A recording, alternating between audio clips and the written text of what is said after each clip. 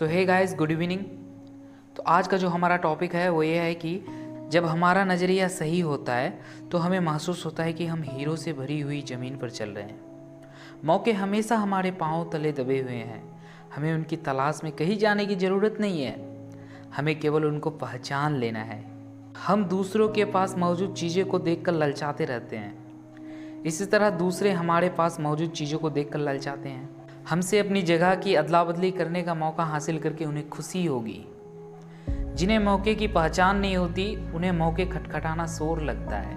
मौका जब आता है तो लोग उसकी अहमियत नहीं पहचानते हैं। जब मौका जाने लगता है तो उसके पीछे भागते हैं। कोई मौका दोबारा नहीं खटखटाता।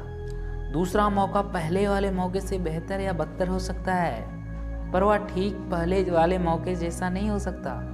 इसलिए सही वक्त पर सही फैसला लेना बेहद ज़रूरी होता है। गलत वक्त पर लिया गया सही फैसला भी गलत फैसला बन सकता है। तो मैं आपको एक छोटा सा कहानी सुनाना चाहूँगा। ये कहानी है हीरो से भरा खेत। हाफिज अफ्रीका का एक किसान था। वह अपनी ज़िंदगी से खुश और संतुष्ट था। हाफिज खुश इसलिए था कि वह संतुष्ट था। वह संतुष्ट इसलिए था क्योंकि वह खुश था। एक दिन एक अक्लमंद आदमी उसके पास आया। उसने हाफिज को हीरो की महत्व और उनसे जुड़ी ताकत के बारे में बताया। उसने हाफिज से कहा, अगर तुम्हारे पास अंगूठे जितना भी हीरा हो तो तुम पूरा शहर खरीद सकते हो, और अगर तुम्हारे पास मुट्ठी भर जितना हीरा हो तो तुम अपने लिए शायद पूरा देश खरीद लो।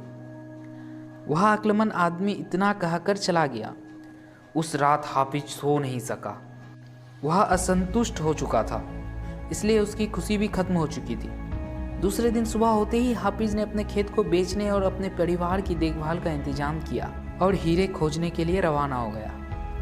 वह हीरे की खोज में पूरे अफ्रीका में भटकता रहा, पर उन्हें पा नहीं सका। उसने उन्हें यूरोप में भी ढूंढा, पर वे उसे वहां पे भी नहीं मिले। स्पेन पहुंचते पहुंचते वह मानसिक, शारीरिक और आर्थिक स्तर पर पूरी तरह टूट चुका था। वह इतना मायूस हो चुका था कि उसने एक नदी में कूदकर खुदकुशी कर ली।